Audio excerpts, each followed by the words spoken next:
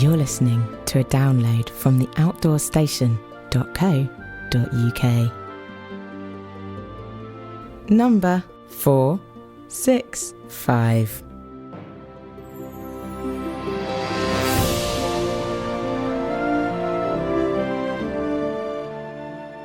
Hello and welcome back to the Outdoor Station and part 2 of the 3-part Skye Trail series.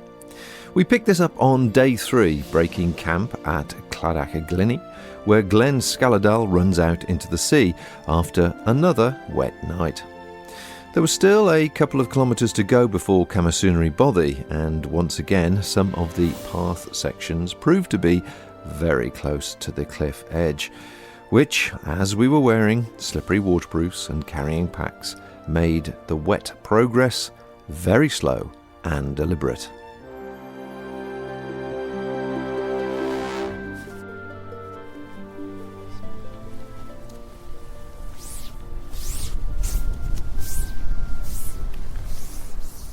"8:30, and that's the sound of Rose wiping the tent down. Least she can do, considering I put it up. Wiping the water off it once again.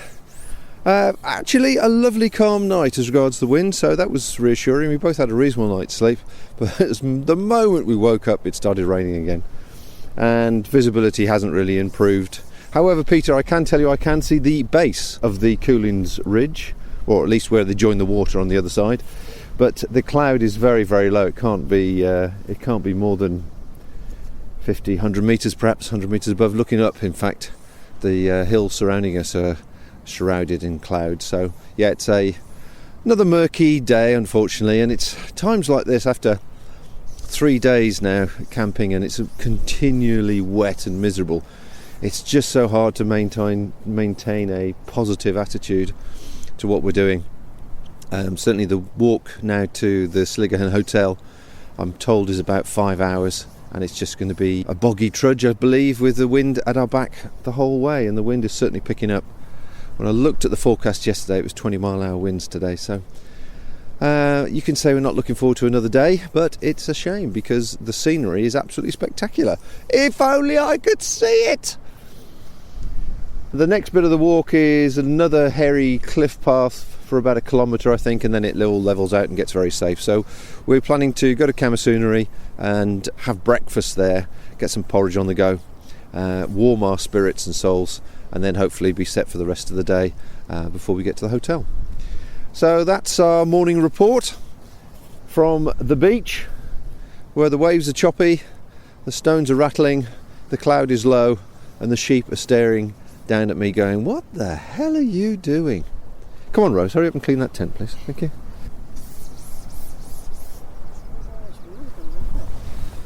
I know, it's a lot of water, isn't it? I can't reach the very tip apex. No, it makes a difference. Yeah, you can do that. The sponge works so much better than the J-cloth. Yeah, it does.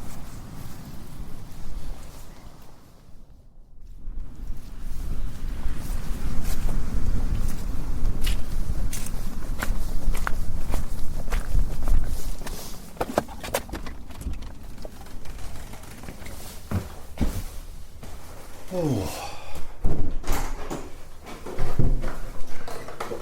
Well, God bless the Mountain Bothers Association.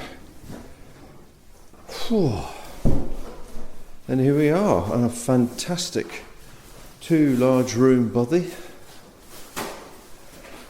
Second room's got sleeping platforms in it, top and bottom. Probably take best part of, 15 people, something like that. 2 glorious windows looking out over the bay and the weather, which is pretty impressive. So we set off at, what time is it now?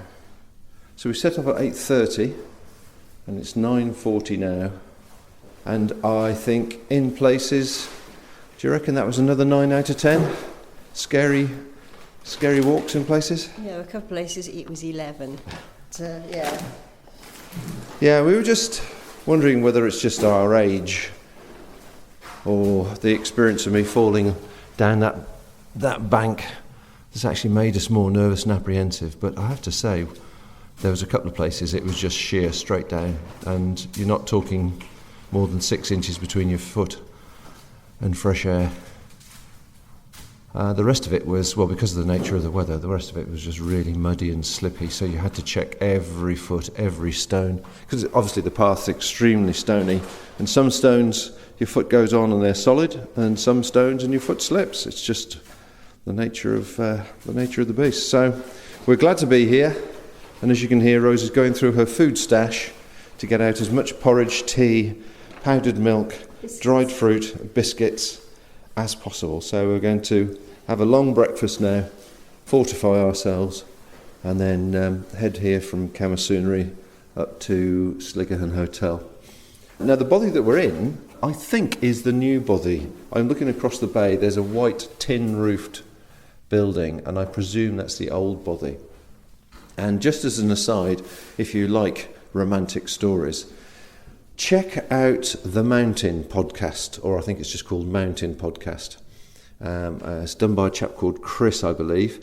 But one of his first podcasts was about Camasunary Bay, and it's a lovely story of a story that he picked up basically from a long time ago. I think the 60s or 70s, where a guy, Scots guy, was out doing the mountains, and he met this young, I think she was Swedish girl who had sort of just come away for a few days to escape, and the story developed and the romance develops, and it's just a short thing, and then they part, never to see each other again. But the story has a conclusion.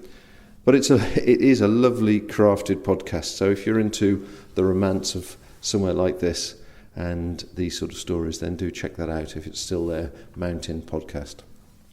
Right, gas on, let's go.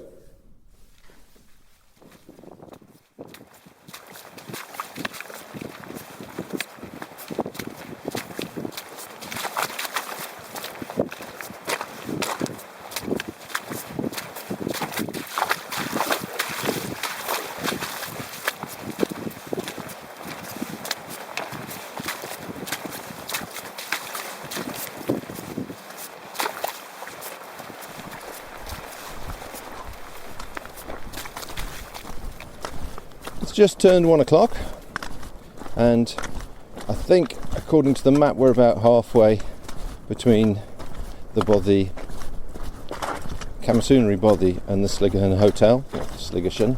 I think it's Ghlinne. And as you can probably hear underfoot, it is exceedingly wet, and we've had about an hour of no rain, but strangely enough there seems to be a dark storm cloud following us, and we're actually walking into one as well, so it's quite interesting. And in between there was a little burst of sunshine, which was just weird. But thanks to the recent weather, the rain has topped up all the burns, and the burns have topped up all the paths, and consequently, as you can probably hear, I'm spending most of my time almost ankle deep in water as I walk. Got a couple of river crossings, one quite serious one actually. It was over my knees. I was over 6 foot, so on poor old little old Rose, who's only 5'4", it was a little bit hairy for her. It was just on her thighs, but we managed to cross that. And it was interesting that we noted just a bit further downstream there was 4 or 5 people wandering on this side of the burn, or river I suppose, it depends how you want to look at it. It was a big burn, walking downstream trying to find a place to cross. And Rose and I were just commenting how easy and grateful we are to have trail shoes, because in conditions like this you don't worry about your feet getting wet. They're going to get wet anyway, and within a few minutes you've pumped the water out and then you step into more water again. It really isn't as inconvenient as stopping, taking your boots off, tiptoeing across some rocks when you've got no grips whatsoever, and putting your shoes back on the other side. There are so many burns that to have done that today wearing boots just slow you down enormously. And as it was, they were still looking for a crossing place when we crossed the burn and carried on. So they do have their they're useful points, and particularly when the weather is really cold and you're in danger of sort of hypothermia, stopping, taking your boots off if you've got Crocs or river shoes of some kind, putting those on, rolling your trousers up, sorting all your gear out, getting across, getting the towel out, drying your feet off, taking your shoes off, putting your boots back on, putting your socks back on, putting everything away. When the temperature is down and the weather is against you, that is quite a long period of time. Whereas, as you can probably hear, I'm just yomping through them. We try and avoid the peaty water, only because it just leaves a big residue of muck and mud in your socks and your shoes. But after a day like today, no matter where we are, whether we stay in a hostel or a hotel or a campsite or wild camp, we would wash our socks out, scrub the footbreads, make sure there's no grit, because that can cause blisters or whatever. Now, talking about wild camping, as I say, between the bothy and halfway along, which there's two lock-ins, so that's our halfway point, two small lock-ins, and we've just passed that, so that's, we consider ourselves halfway. I would say camping spots, what would you say, Rose, between the bothy and here? Nil? Practically nil. You'd have to be really lucky. It's just rocks, isn't it? And you, I mean, we stopped just to have a snack and to put your poles in. We couldn't even put the poles in, could we, to stand up? No. So, yeah. So there's like a lovely slopes going down to the rivers and burns, but as regards any places which would be inviting to pitch a tent, although it looks lovely, practically it wouldn't be particularly good. No, there's lots of heather or stone or bog. Yeah. I wouldn't say, probably not quite as stony as the Larry Grew, but certainly plenty of it, isn't there? Yeah. No problem with water on this section. No, absolutely not. Unfortunately, though, the biggest disappointment is the fact, because the cloud is so low and we've had this rain and mist in front of us and behind us, we haven't actually seen the view. Not. There's some fantastic waterfalls, but you can't see them with any clarity. No, what a shame, isn't it? Anyway, let's plod on to the hotel and see how we get on and take it from there. Cool.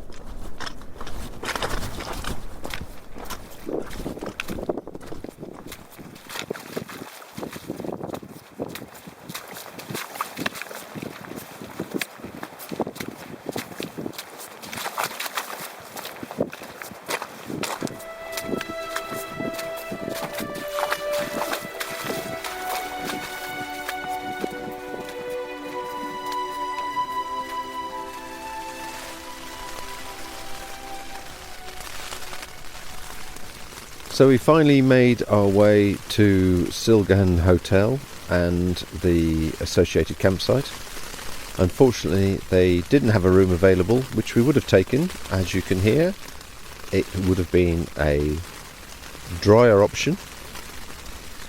However, the campsite just over the road is fairly well serviced, actually. I mean, the toilets and showers are clean, and more importantly, the showers are hot. All inclusive with I think it's £8 per person we paid. So not too bad. Again, the ground's a bit boggy and fairly stony, but we are in and hoping that we should be stable tonight. I've got the pegs in as best I can. I think after I last commented the second half of the Ghlinne, we were looking out for camping spots, wild camping spots, and there are actually two that we walked straight past which were manicured almost, which would have probably coped with a couple of small tents. But beyond that, the rest of it, obviously under the circumstances with the weather, the rest of it was just really boggy and wet and not ideal camping at all. Even in an emergency, you'd have to put up with some pretty miserable conditions. So if you're thinking about that, camping down that Ghlinne, then do take that as a warning. But Sarah, the lady in the reception at the hotel, was being very, very welcome, very helpful. She did try and sort us out a room, but unfortunately couldn't. But she made sure the fire was roaring in the lounge. The hotel and the bar, Seamus's bar, are two sort of separate entities, but they have the same menus. and for the same price you can sit in the hotel and enjoy the meal by a warm fire, or sit in with all the hoi polloi in the bar. It's again horses for courses. So it's, as it transpires, is bank holiday weekend this weekend, and while we had access to some 4G, there's a couple of antennas up the road, so that makes life a bit easier. We thought we'd just check everything, and lo and behold, the weather forecast tomorrow is a bit of rain, but then 45-mile-an-hour winds in the evening. So we called the campsite just to make sure they received our parcel, which they had, and they gave us the warning that basically tents tend to disappear off their campsite with 20-mile-an-hour winds or more. So we were in that bit of a dilemma of, what to do? And he said, well, I very much doubt you'll get any accommodation in Pt2. So thankfully, as part of organising all this, I joined the Facebook group Skye Rooms and went on there, and lo and behold, there was a list of people on there saying, look, we've got accommodation this weekend, today, tomorrow or whatever. And I called round a couple, and lo and behold, got a nice little B&B right in the centre of Pt2, absolutely perfect for us.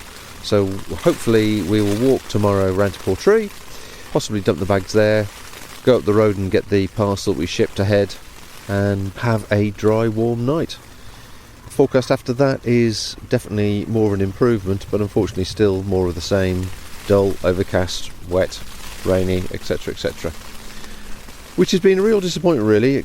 It would have been, Skye is well known for its beauty and its landscapes and all these other wonderful vistas, and apart from the first day we haven't seen any, have we? No, not very little. It's been pretty misty and low cloud, and interestingly even the forecast said hazy sunshine if you're lucky.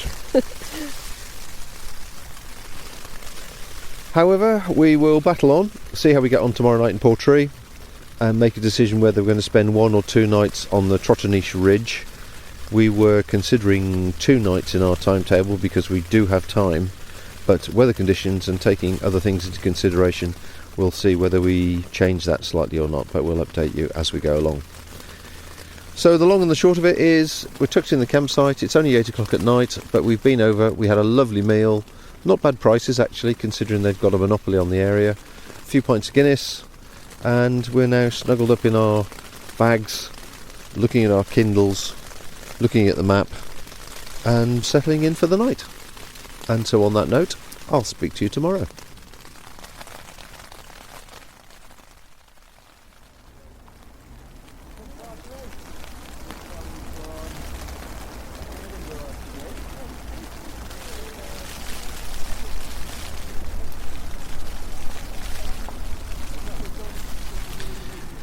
Certainly the one thing that we've been reminded of lying on a campsite is just how peaceful and enjoyable wild camping is. So for all the negatives of sometimes the weather, the peace and quiet and the sounds of nature by far beat the sound of people who can't control themselves and have to shout every conversation.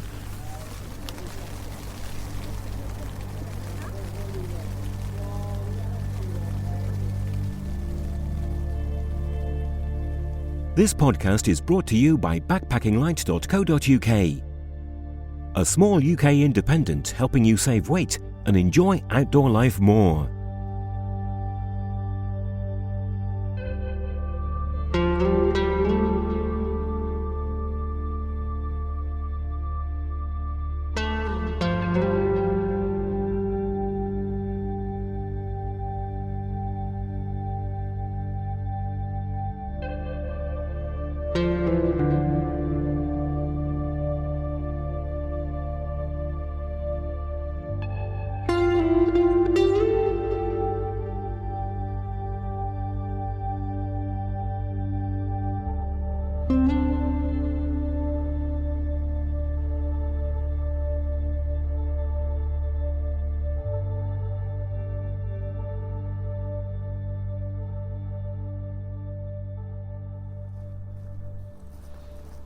Oh, good morning. May sound a little bit flat this morning. We're just leaving the Ghlinne campsite after another wet night. It had poured all night long. And unfortunately, halfway through the night, suddenly discovered somehow we'd managed to puncture the ground sheet in the tent, and a little pool of water started to gather underneath the sleeping system. And it was a case of, oh, how do I sort this out? I'm too tired. So we just ignored it and carried on. So Put your body bag down. oh yeah, put the body bag down on top of it, but ignored it and carried on. There's nothing else you can do, is there, really? I'm not going to change the tent at midnight. We've already got lost just trying to get off the campsite. I think that's the path over there. Yeah, it looks like there's an indication of it over there. That way. Across this boggy wet ground. Oh, what more boggy wet ground? I think that's it. There's no other path up there, is there? Oh, there's something else down there actually. Looks like it should be this way. The Ghlinne Hotel is interesting. Reminds me of Dalwhinnie. The people on the TGO will know. The Dalwhinnie Hotel. Very quirky. It's got all sorts of characters in there. And the characters do make a big difference to the welcome and what you can get.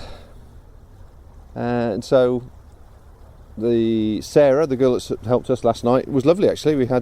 You get the same meals in the hotel as you do in the bar, and the bar was heaving with smelly walkers. So we went to the hotel side and had exactly the same thing in a lovely comfortable chair in front of a fire, so that was really nice. And then this morning we went back for breakfast, and they couldn't decide which side they were serving breakfast on, whether it was the hotel side or the bar side. And breakfast was interesting. Rose ordered porridge and it came out less than lukewarm, and I had a bacon roll and it was exactly the same, so I just put up with it. So yeah, one of those places which has actually got people passing through. Sarah was saying last night they do something like 700 covers a day, so they're servicing a phenomenal amount of people coming through: tourists, boats, bus coaches, campers, walkers, whatever. Interesting times. Anyway, forecast today, all roses across the river. Forecast today is 45 mile an hour winds at about 1 o'clock. Northeasterly, and we are walking in a northwesterly direction, so thankfully it will be behind us, not ahead of us. And as I think I mentioned last night, we managed to find a bed and breakfast, so we're booked in for a B&B to hopefully dry things out and see if I can repair this floor on the inner. And I've just got to cross this stream, and I've just got dry socks sorted. Oh, stuff it. Right, on to the marshy road we go.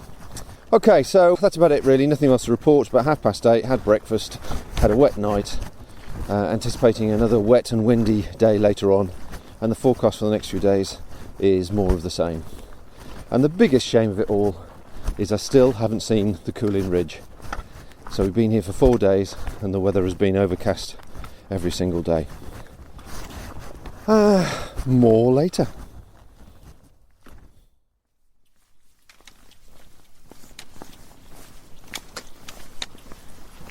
It's taken us a couple of hours now to get to the roadside along the estuary, across the path. We did stop and talk to a few people too. Yeah, well, it's been a nice day. I mean, let's put it another way. It hasn't been raining, has it? No, it's been quite good, and the path actually was better than I thought. I thought it was going to be really wet and boggy like yesterday, and it was reasonable. Well, it started off like that as you left the campsite, and then it just improved, didn't it? The total distance apparently from the hotel to Portree is 16 kilometres, 10 miles, and we reckon that section was probably about 6 kilometres, something like that. And it's probably taken us about a couple of hours, but we weren't rushing, we're just pottering along really, expecting this wind to suddenly pick up. It's 12 o'clock now and the forecast was 1 o'clock, and it's definitely getting a bit windier, but as you can hear it isn't anything dramatic. So we're taking the advised route and turned right and following the coast, passing some very nice houses. Very nice houses, boats at the side, and my goodness. Little barbecue huts and raised tree houses. Tree house platforms. Yes, it's another side of Skye, I think. But we're just chatting to a local there who was clearing his drive, and he was saying, yes, as though as lovely as it is, that the traffic has increased enormously over the last couple of years in Skye, but the midges, he said, they're nasty little blighters, and they have to just head indoors sometimes because they're just so bad. So for every little bit of luxury, there's always something out there to get you. But at the moment, very calm day. Yeah, not bad at all. Actually taken my waterproof leggings off. It'll be t-shirts next. Okay, I don't think there's anything else to report, so we're going to plod along the road and hopefully get to Pt2 and see if we can find some sort of repair kit to repair this ground sheet, get a few other basic things, and try and work out our plan of attack for the next couple of days. Again, the weather forecast at the moment is nothing is improving till Monday, so tomorrow's another dubious day. But it's Scotland, it changes all the time.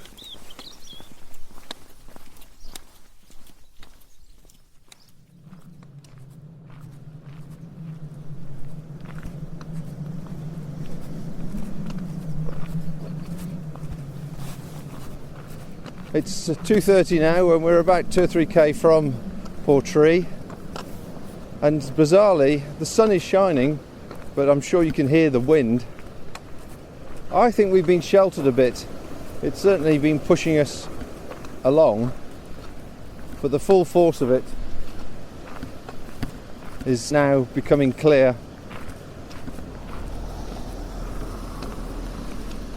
And you can hear it in the trees and everywhere around us. It's certainly picked it up now. I think the road that we were on was sheltered by sort of a cliff face, but these trees are getting full blast. But bizarrely, glorious sunshine.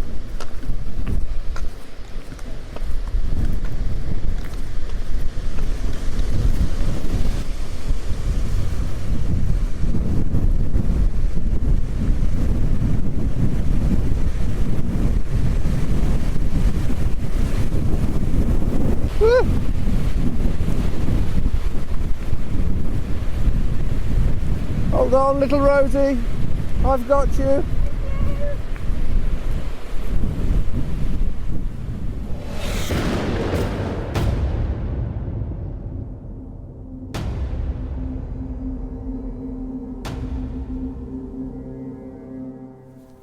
Well, it's early evening now, and we are safely ensconced in the B&B, which is a complete haven. The lady here has been absolutely wonderful and assisted us because we had to go and fetch the parcel from the campsite.